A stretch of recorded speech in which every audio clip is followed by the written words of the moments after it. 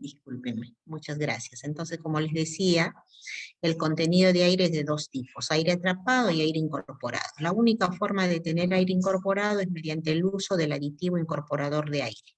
Este aditivo incorporador de aire tampoco hay que sobredosificar porque el exceso lo que va a producir también es altos contenidos de poros, nos va a bajar la resistencia y también estos poros van a permitir el ingreso de agentes dañinos.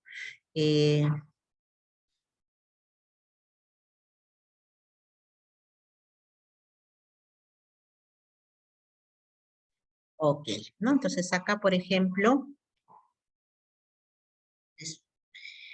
dice, ¿no? Se realizará el diseño de una mezcla de concreto para un puente en Puno. ¿Ya? En Puno, todos sabemos que en Puno siempre hay hielo, de hielo, ahí tiene sus meses de intenso frío, está a 4.500 metros sobre el nivel del mar. ¿Qué contenido de aire me recomienda? Independientemente que vaya a ser una estructura expuesta, un puente, una vía, un edificio, etcétera, obligatorio le tiene que poner aire incorporado. ¿Cuánto? ¿Cuánto de aire me recomienda? Si es una exposición severa o es una exposición moderada. ¿Qué exposición creen ustedes que será en Puno? ¿Severa o moderada?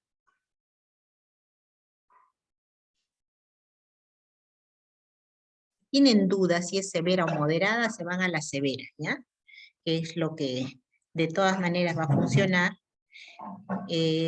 En este caso sería severa, ¿no? Porque todos los años hay 2, 3 meses de intenso frío, helada en esta zona, así que todos los años el concreto va a estar expuesto a esta congelación del agua, ¿no? ¿Ya? Perdón.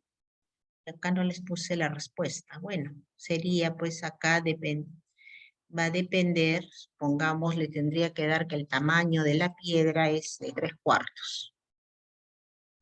El tamaño de piedra es de 3/4, usaría 6%, esa sería mi recomendación, usar 6% de aire, ¿ya? Y ese contenido de aire solo lo vamos a lograr con aditivo incorporador de aire. Bien, llegamos al tema de los aditivos. Los aditivos son productos, son sustancias químicas que vamos a añadir al concreto para modificar alguna propiedad, ya sea en el estado fresco o en el estado endurecido. Bien, en el estado fresco, ¿qué puedo modificar? Puedo modificar su trabajabilidad, su tiempo de fragua, puedo acelerarlo, puedo retrasarlo, inclusive hay productos que actualmente me permiten inhibir la fragua. ¿Cómo es eso? Eso se usa mucho en las mineras, ¿ya? Las minas, a veces, las minas suelen hacer mucha obra civil, por si acaso, ¿ah? No les llame la atención cuando en todas las minas siempre hay una planta de concreto. Muchas veces es subcontratada a las concreteras, entonces todo el día esta planta está dedicada solo a abastecer de concreto para la mina. Y la mina está pidiendo de acuerdo a sus necesidades. Muchas veces cuando pide para trabajos internos en la mina misma, eh, te solicita y uno se traslada con los mixers, dicho sea de paso, en mineras los mixers que se utilizan son más pequeños, unos mixers de 4 pies cúbicos a los cuales les llaman madrinas.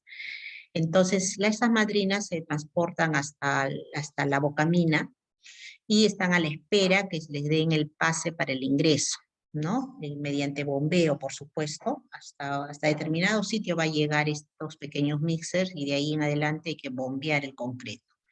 Y en muchas ocasiones, trabajos diversos que se hacen en minas requieren que este concreto a veces no se pueda utilizar en el mismo momento. Hay tantos problemas, no, ya se suspende, se suspende. Entonces sería demasiado costoso estar perdiendo tantos volúmenes de concreto, ¿no?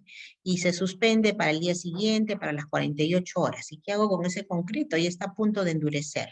Hay ahora productos que inhiben el fraguado. Se le echa un producto al mixer, se empieza a dar algunas vueltas a un número de revoluciones por minuto y este este producto hace ese efecto de inhibir el fraguado por un determinado tiempo, ¿no? Casi todos se dosifican en función del peso del cemento. O dicen 2% del peso del cemento, 500 gramos por cada bolsa de cemento, pero siempre es con respecto del cemento. ¿Bien? ¿Qué dice nuestro reglamento sobre el aditivo?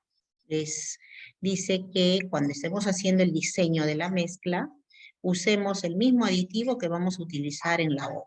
¿Ya? No podemos usar otra marca, no debemos de usar otro producto diferente al que se va a utilizar en la misma obra.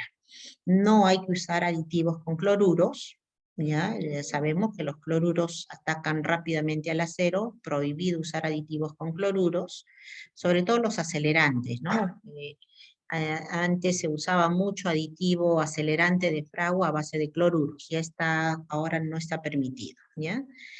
Ahora los que existen actualmente es a bases de aluminato tricálcico.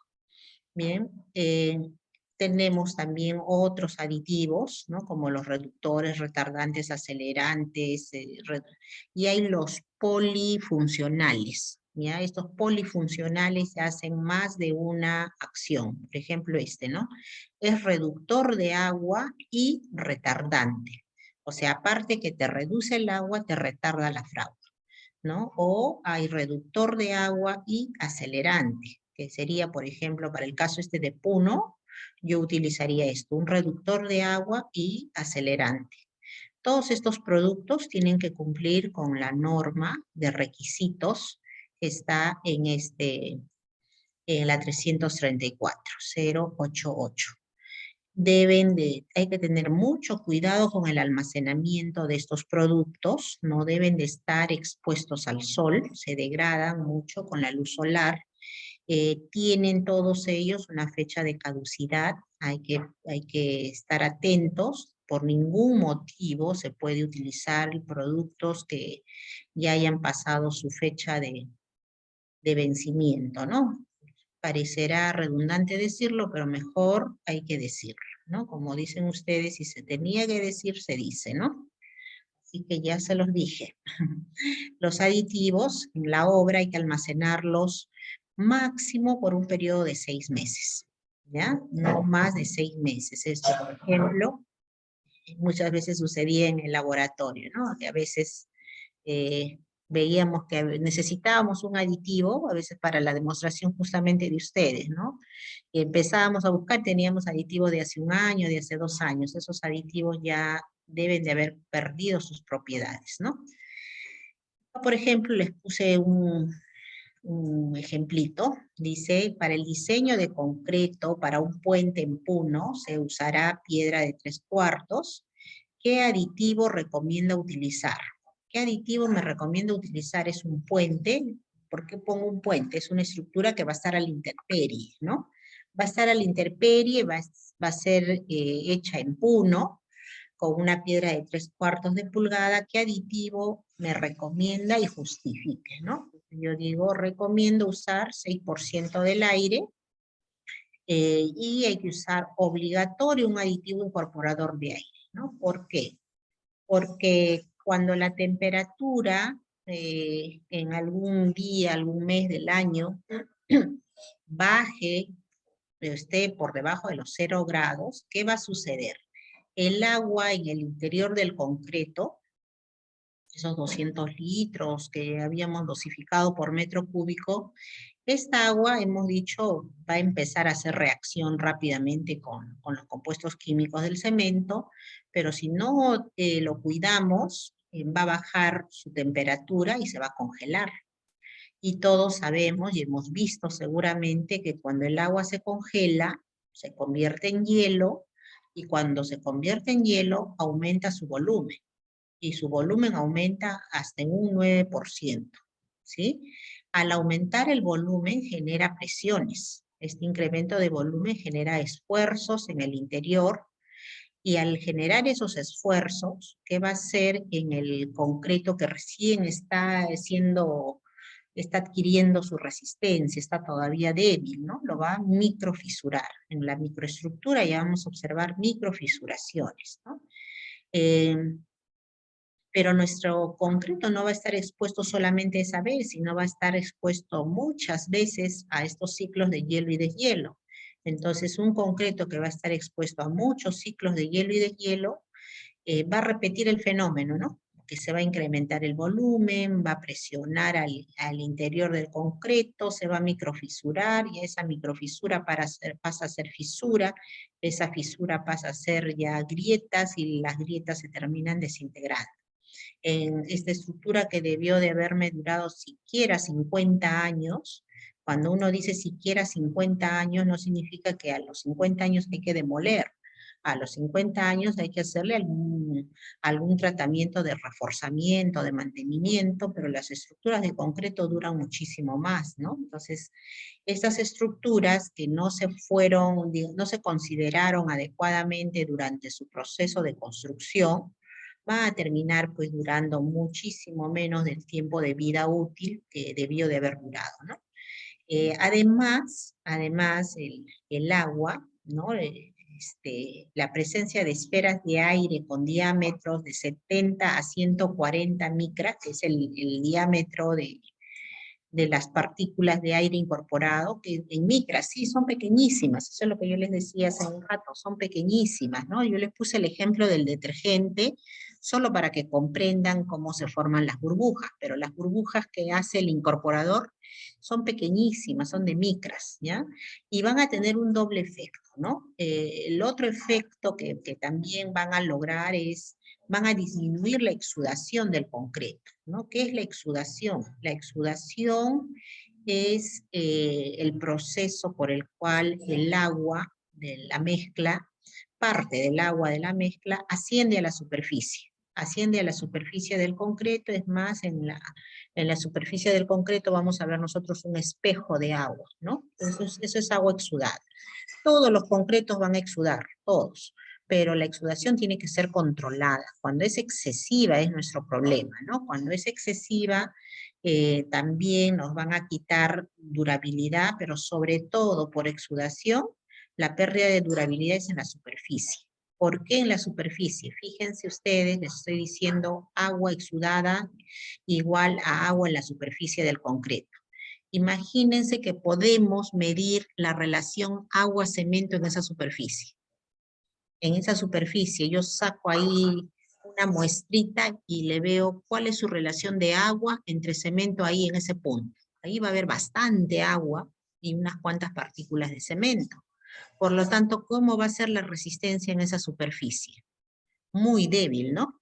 Entonces, esa debilidad en la superficie va a hacer que ese concreto, por exceso de exudación, rápidamente se deteriore, se descascare, empiece a, este, es más, por alta exudación, durante su proceso de exudación, durante el proceso cuando el agua ascendió a la superficie, en ese ascenso se llevaba partículas finas, ¿no? Se llevaba bastantes partículas de cemento, ha llevado a la superficie, ¿no? Entonces todo eso va a hacer que el concreto se desgaste superficialmente, ya, pero ese es un tema aparte, ese es por exudación.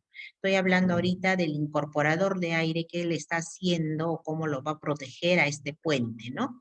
Entonces, va a protegerlo porque también como un efecto secundario va a disminuir la exudación, ¿no? Entonces, al disminuir la exudación va a evitar también que se formen capilares que alcancen la superficie, ¿no? Porque ya les conté que esta exudación, cuando asciende, lleva consigo partículas de agua, moléculas de agua y algunas partículas sólidas finas, ¿no? Entonces, en ese trajinar hace capilares, ¿no? Entonces, al disminuir la exudación, disminuimos esos capilares, ¿no? Y en estado endurecido, en el estado endurecido, eh, donde estas esferas que actúan como lugares donde el agua estuvo alojada, esa agua en exceso estuvo ocupando ahí un volumen, ¿no?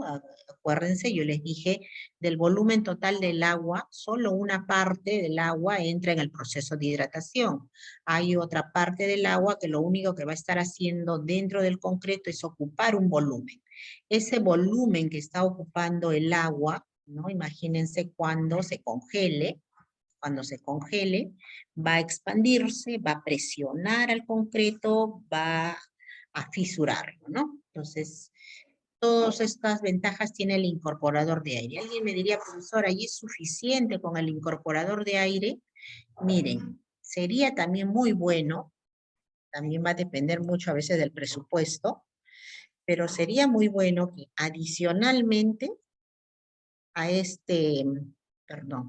adicionalmente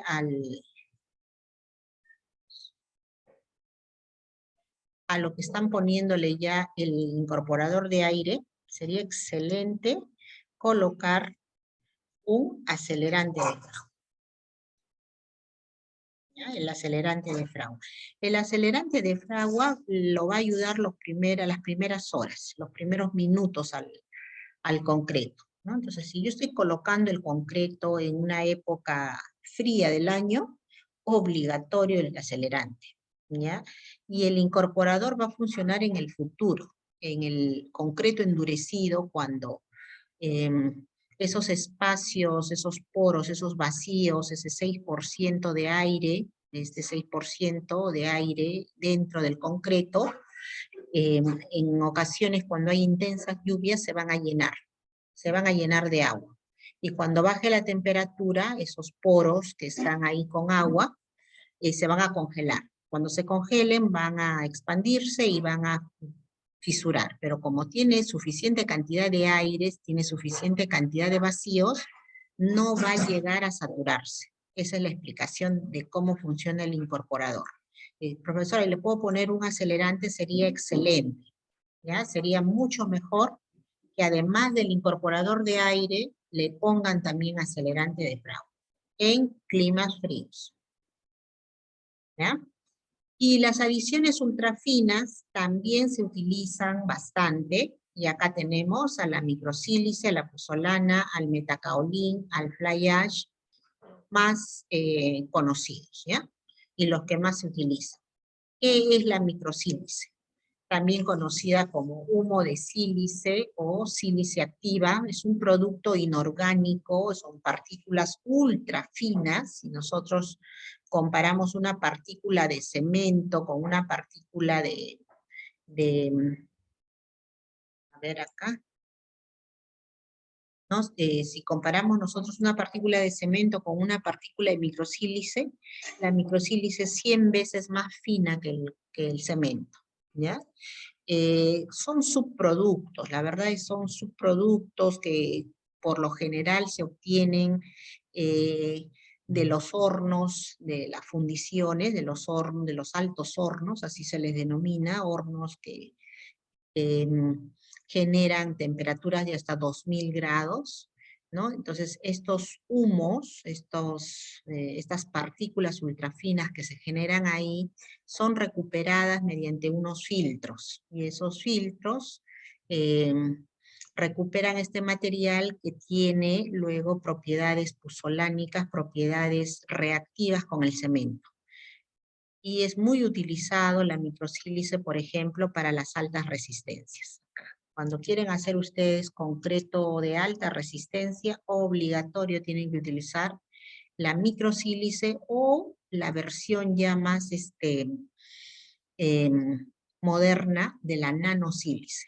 ¿Qué cosa es la nanosílice? ¿No? La nanosílice es la microsílice, o sea, tiene toda la composición química de la microsílice, pero su presentación es en líquido, ¿ya? La microsílice, al ser tan fina, de verdad que es bien riesgoso su utilización, porque si uno no está protegido, no tiene la protección personal en el sentido de, ¿cómo se llaman estos? Los respiradores, con filtros especiales para micropartículas, esto podríamos nosotros absorberlo, ¿no? Y esta microsílice, al ser ultra fina, puede ir incluso hasta los pulmones, ¿no? Entonces, cuando se usa la microsílice como tal, hay que tomar todos los cuidados para estar bien protegidos.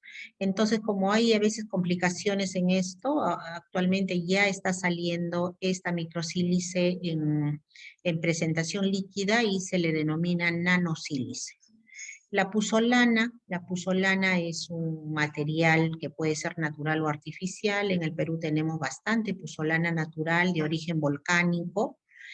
También son minerales no metálicos ultra finos. Por sí solo, la puzzolana no es más que eso, ¿no? Una tierra rojiza, que hasta se confunde mucho con la arcilla, pero para que adquiera esas propiedades cementicias se requiere que sea molido muy fino, ¿ya?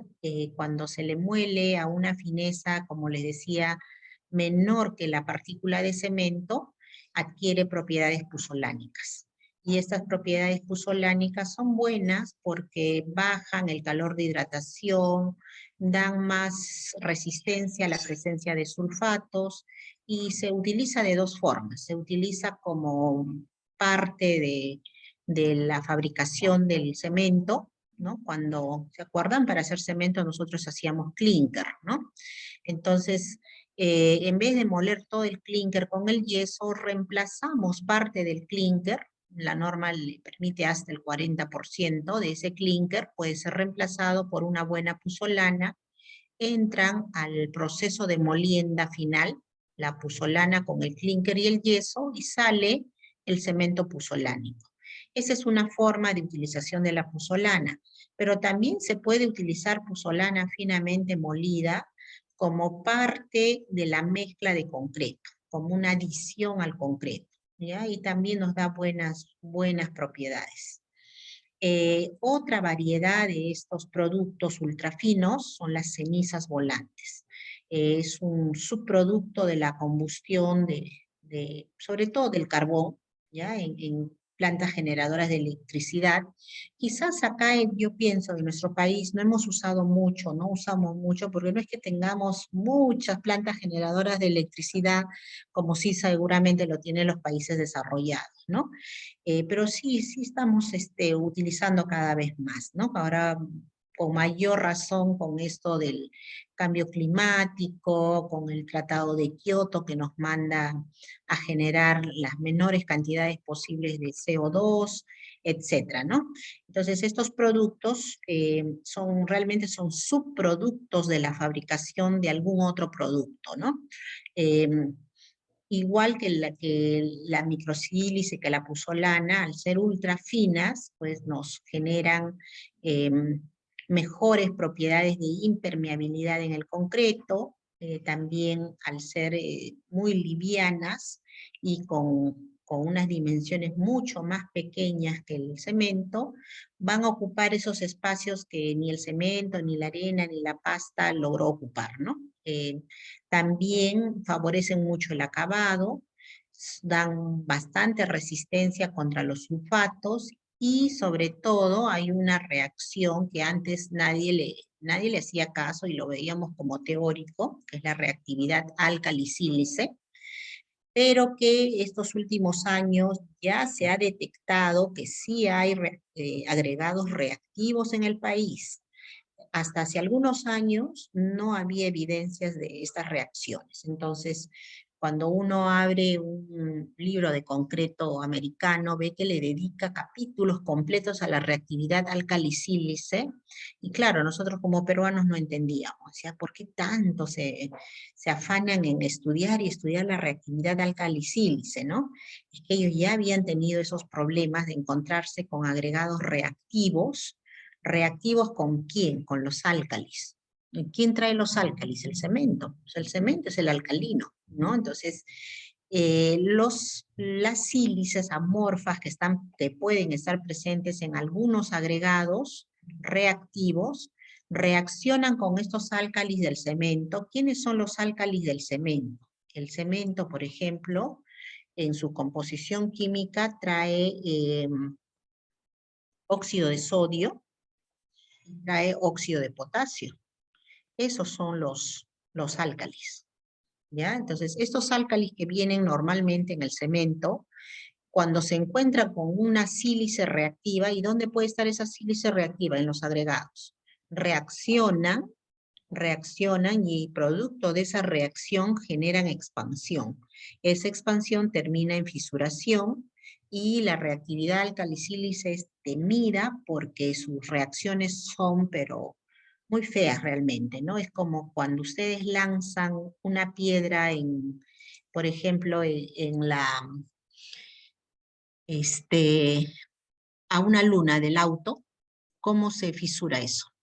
¿Han visto cómo se fisura, cómo se craquela, no? Algo similar sucede con la reactividad alcali-sílice. Si fuera el caso que ustedes no verificaron que sus agregados no eran reactivos con los álcalis, y ya en obra se da esa reacción no la van a no la van a contar, o sea, eso no tiene solución.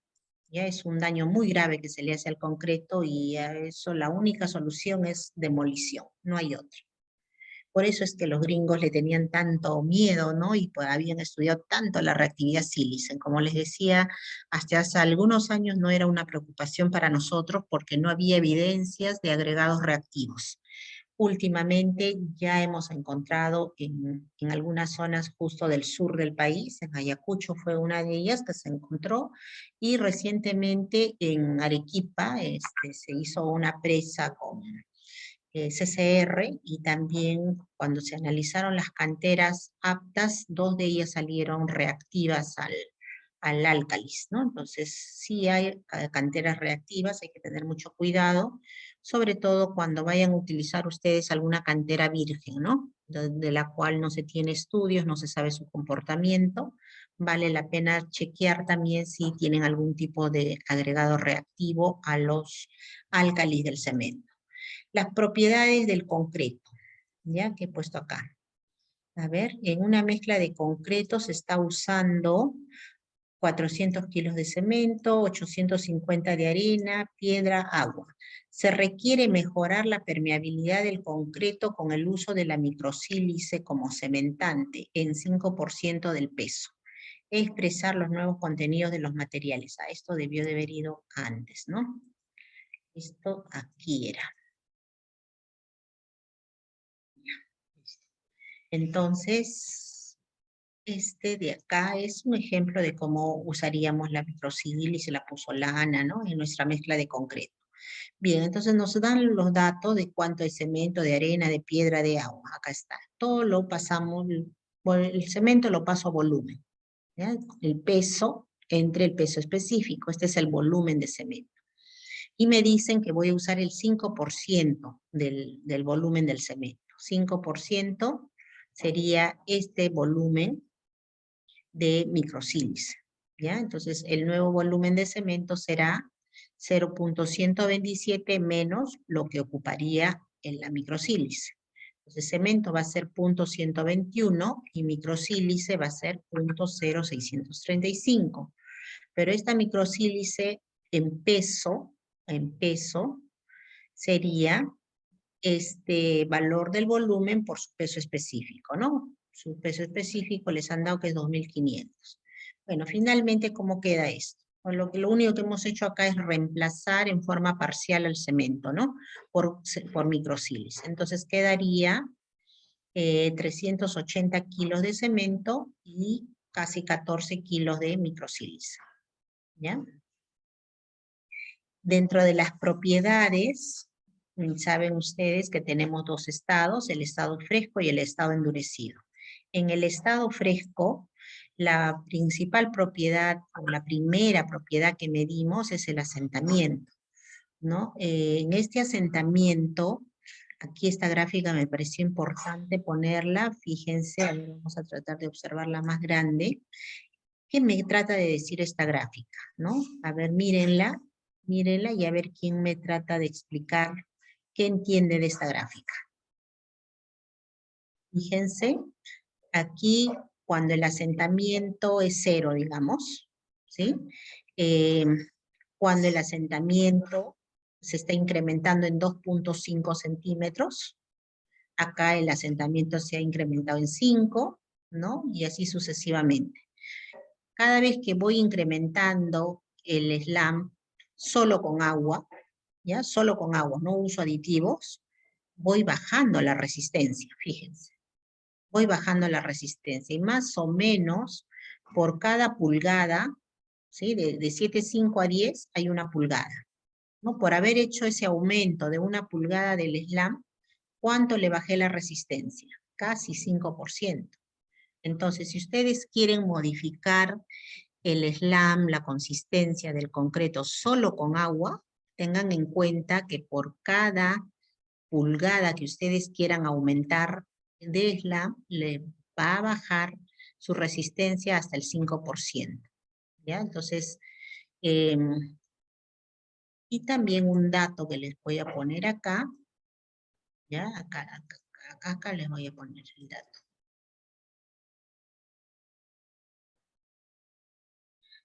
¿Ya? Aproximadamente, cada 5 litros de agua incrementa una pulgada del slam, ¿ya? Y también, por lo que estoy viendo en la gráfica, cada 1 pulgada de slam, ¿sí? Lograda, más bien, ¿no? Aumentar 1 pulgada del slam solo con agua, reduce aprox el 5% su resistencia. ¿Ya? Entonces, no es tan simple como decir, me falta trabajabilidad, ponle más agua, échale más agua. Ojo, por cada pulgada que usted aumente, es decir, por cada 5 litros de agua que usted le eche, más o menos va a bajar su resistencia en un 5%. Tenga cuidado con eso. ¿Ya? Bueno, los asentamientos, tal cual ustedes también seguro ya lo conocen, con el cono de Abrams, es recomendable para mezclas plásticas, para mezclas quizás hasta de 5 pulgadas de slam. Ya cuando son más, más fluidas, ya no se usa así la técnica, ¿no? Ya se utiliza con el cono invertido y más que medir cuánto bajó, se mide el diámetro. ¿Ya? Entonces eso lo vamos a ver cuando veamos mezclas autocompactables, mezclas fluidas.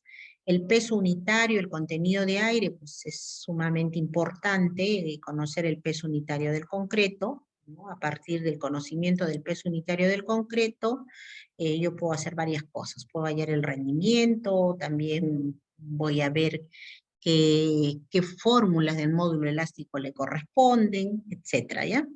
Y en el concreto endurecido, bueno, la estrella es la resistencia a la compresión, ¿no? ¿Qué es la resistencia a la compresión? Es la capacidad que debe tener el concreto a soportar esfuerzos en forma axial, ¿sí? El concreto es un excelente material a la compresión, pero es muy débil a la tracción. Muy débil a la tracción, por lo que muy pocas veces van a ver al concreto solo, ¿no? La mayoría de veces va siempre acompañado del acero, que es el que va a poner la tracción. Cuando uno dice que el concreto es bajo a la tracción, es bajo, no es que sea cero, tiene resistencia a la tracción, pero no la suficiente, ¿no? Por eso es que lo acompañamos con el acero y ya es más que suficiente.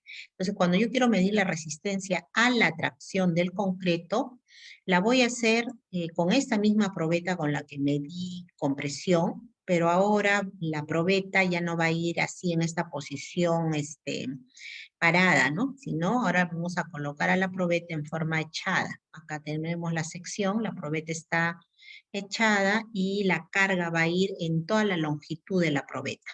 ¿Sí? Acá se va a usar un dispositivo para la transmisión de la carga en toda la longitud de la probeta.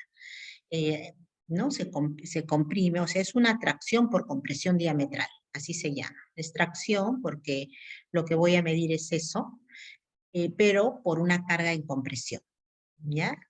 La resistencia a la flexión también se sabe que el concreto solito tiene baja resistencia a la flexión, pero igual necesito verificar que alcance ciertos valores, ¿no? Para eso voy a usar muestras de 15 por 15 de sección por 50 centímetros de longitud. Le voy a poner 2 cargas en el tercio, y voy a accionar la carga hasta que se produzca la rotura, ¿no? Y voy a medir la resistencia a la flexión.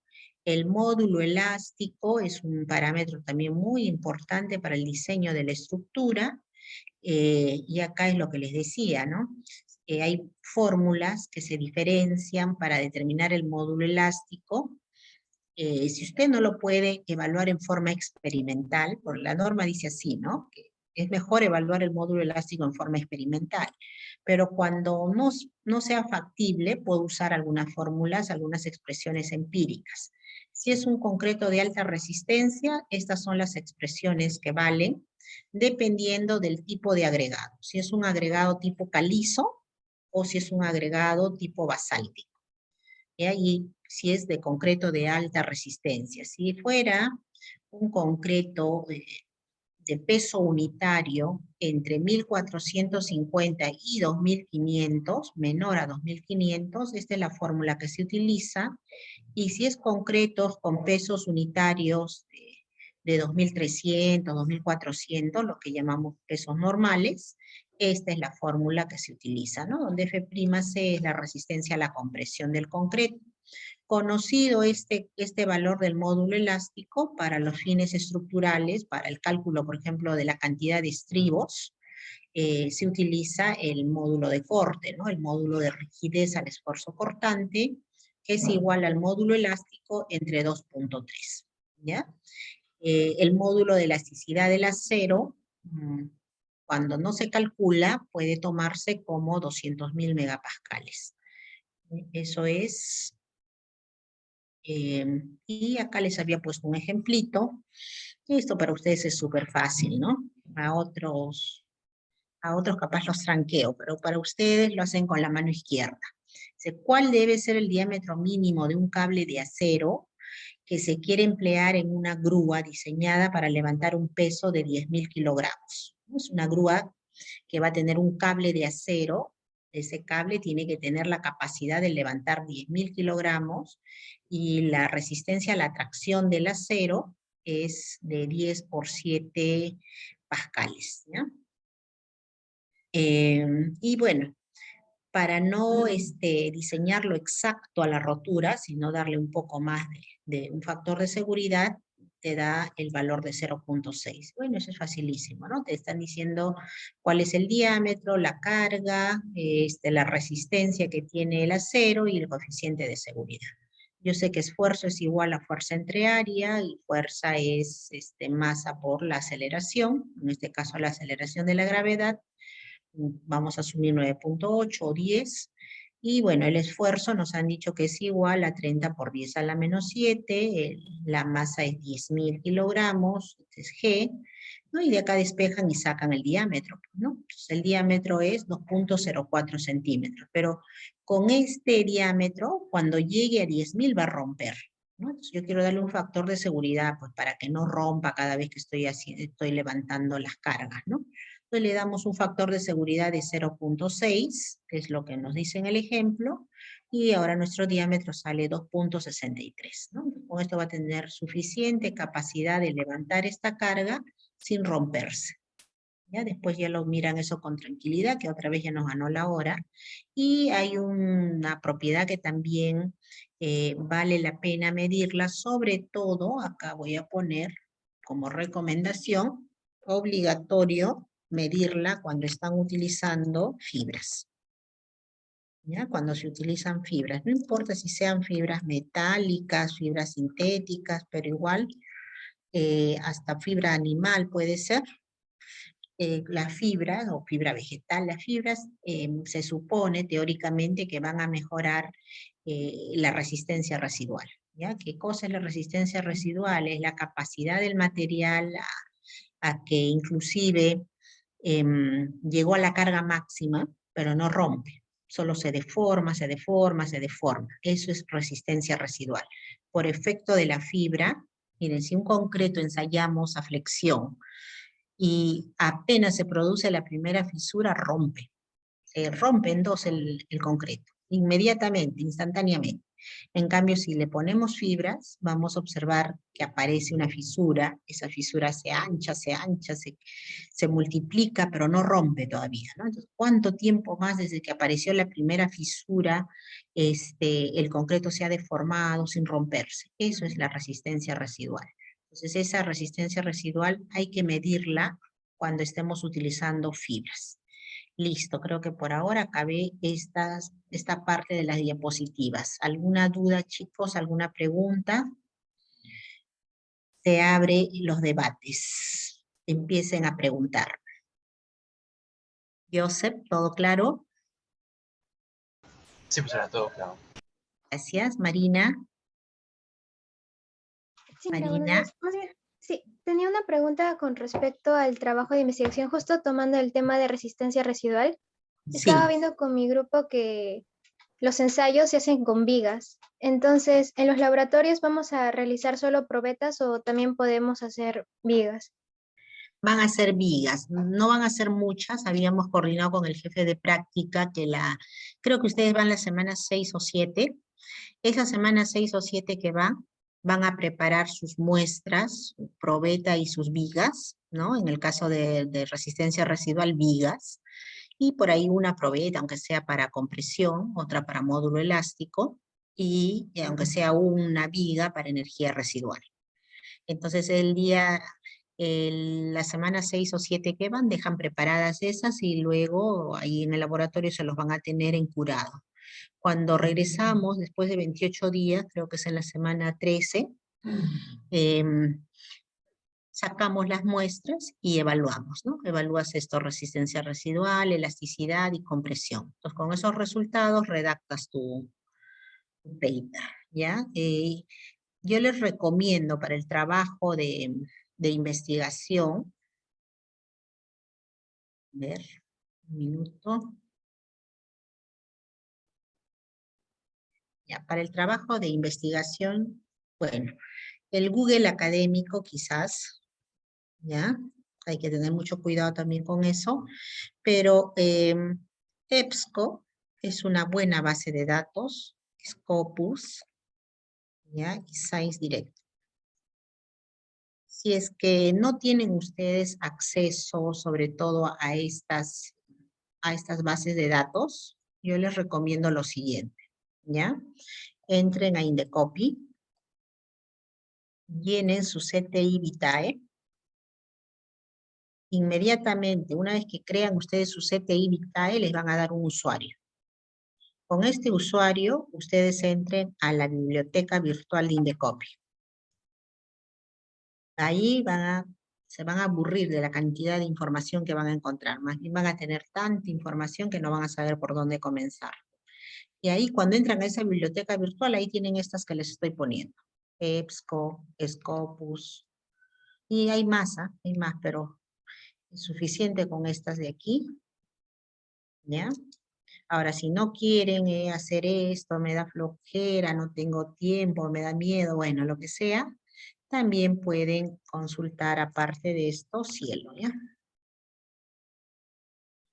¿Ya? Pero estas que les estoy resaltando son más poderosas que las de Google Académico. Google Académico a veces recibe, ¿no? Recibe artículos y no pasa por la revisión de los pares académicos, ¿no? De los expertos. Cielo sí.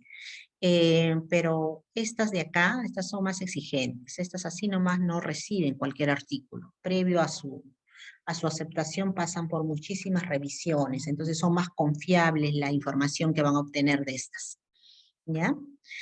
Listo, chicos, ahora sí, creo que se nos agotó una vez más el tiempo. Muchísimas gracias por su atención, por su participación, por su asistencia. A ver, prendan sus cámaras todos para tomarles una foto. Mi evidencia de mi primera clase. A ver, Suyuchuco, Abregú, Silva, prendan sus cámaras. Cristian. Ahí está, ya. Cristian, Yair. Areli. A ver, y ahora, ¿cómo veo mis fotos en chiquito? Acá los estoy viendo en grande. ¿Quién me dice cómo? Acá, aquí está. Ahí estamos. Lisa, mire qué bonitos, ya los conozco a todos. Oscar, acá veo a Jesús Enrique, a Cristian, a Villacorta, ahí está. Muy bien, chicos, un ratito, les voy a tomar una foto. Ya está. Ahora sí. Muchísimas gracias, nos estamos viendo el día lunes. Voy a aprovechar el lunes del horario el horario de práctica para avanzar un poco la teoría, ¿ya? Voy a pasar acá. Listo. Ok, chicos. Entonces nos vemos el lunes. Buenos días a todos. Nos vemos, profesor. Buenos Profesora, días. muchas gracias. Gracias a ustedes. Nos vemos. Cuídense. Buen fin de semana. Profesora, Chao. ingeniera, disculpe. Sí, ¿Sí me escucha?